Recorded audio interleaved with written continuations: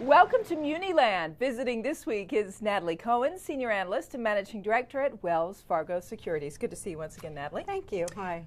We're going to talk about Michigan because today officials are looking over numbers. They're trying to finalize a budget for the state. At the same time, the city of Detroit remains in serious financial trouble, might actually be taken over by the state. We just don't know yet. What is your investment outlook for the state of Michigan? The state has made a lot of good changes in the last year, and we feel favorably towards the state. And what happened in the last couple of months in terms of changes to labor, collective bargaining, what happened in November puts a positive outlook on the state. Auto sales are up.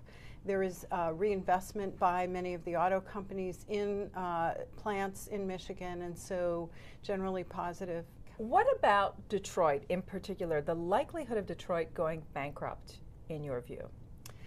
Well, they've avoided bankruptcy in spite of their dire financial condition, and they have moved in a positive direction. That's within the context of being very distressed. But the positive direction is related to emergency management. There's been tension between the governor and the local government, the mayor and the city council. And most recently, they've been working under a consent agreement. The city attorney opposed that agreement. And most recently, the mayor got consensus from the city council. He needed a 2/3 majority to fire the city attorney, and that has happened. And so the city is able now to move forward under the consent agreement. So that's a positive.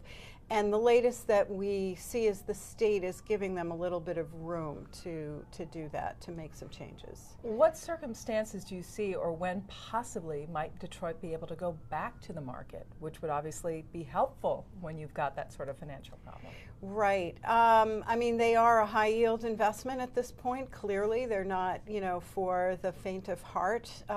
They would need some sign of approval from the rating agencies that the improvements are long-term, that they're meaningful, and at that point they may start to see upgrades. But they do have quite a ways to go in terms of reaching an investment grade level. We certainly have seen other communities with serious financial problems, some of which have led to bankruptcies, whether it's in California or Jefferson County in Alabama. Should that occur, are there ripple effects in the muni market within those states? And should investors think about that as they watch what's happening there? Right. One of the things I keep hammering away at is that each state is nuanced. So what happens in Michigan is very different than what happens in California. To date, Michigan has avoided bankruptcy. The new statute that took the place of the emergency manager law does permit bankruptcy, and that's a change. However, the governor has to give written approval, and he also has, or she in the future, has the ability to put contingencies. City must do X, must do Y, must balance its budget, must do certain financial things. So bankruptcy is really not, and it's also not a favorable option for the unions, which have been very opposed to emergency management. It's never good. So they risk having a federal bankruptcy judge rather than keeping it at home and kind of in the family, so to speak, by going to federal bankruptcy. They risk having their contracts changed. Let's focus on something positive. Ford is investing close to $800 million in Southeast Michigan.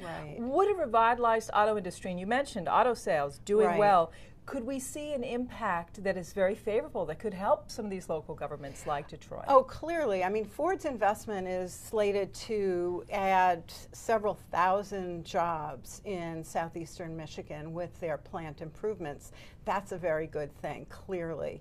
One of the big changes in December that also happened at the state level was signing two major labor right to work, or freedom to work as you might call it, which gives employees the option, as opposed to being forced to be in the union, forced to pay their dues. They have that option now. It's not that they can't collectively bargain like some of the other states. So that invited a lot of investment into the state. Natalie Cohen of Wells Fargo, thanks so much. Thank you. Good to see you again. Thanks. Let's take a look at our deal of the week with Thomson Reuters MMD's Dan Berger. So Dan, tell me about your deal. The deal of the week is a $500 million New York Metropolitan Transportation Authority revenue bonds. So what do you like about it? What I like about it is it provides an essential service for New Yorkers. The demand for it has been high despite several factors during the past 10 years, like recessions, strikes. It's been fairly resilient, and it has a diversified revenue stream from dedicated taxes, from fares, and the last thing I like about it is the upkeep of the system has been fairly good. So what's it rated? It's rated A by all agencies. So what are some of the risk factors? There are a few risk factors I would cite. One is that its labor costs are fairly high. The other is that its debt structure is fairly complicated. And the last factor is that the recession has slowed down ridership a little bit. All right, how about some of those nitty-gritty details, managing pricing, availability? Next week, it's going to be priced by Citigroup. It's a $500 million deal. It's the largest deal of the week, and pricing should begin on Monday. All right, Dan, thanks for that. Thank you. Let's look at the week ahead with MMD's Dan Berger. So Dan, we saw a big reversal of fund flows this week. What are you looking for in the week to come? Well, I think we're going to see continuation of inflows. In December, we saw outflows. We saw tremendous outflows. In the second week of December, we saw about $2.9 billion of outflows. And that was caused by investors concerned about the fiscal cliff and the possibility that their tax exemption would be harmed. And in addition, we saw investors possibly sheltering some of their capital gains, harvesting their capital gains. So where do you see the quality spreads going? We see quality spreads continue to narrow as investors chase after yields. The lone exception is Puerto Rico. This week we saw 10-year Puerto Ricos climb in spread from 290 basis points versus the AAA to 310 basis points. And we still think that it could possibly go even higher from here. How big's the calendar for next week? The calendar is about $5.6 billion. That's a significant increase from this week, which was $2.7 billion. All right, Dan, thanks so much. Always Thank a you. pleasure. I'm Rhonda Schaffler. This is Reuters.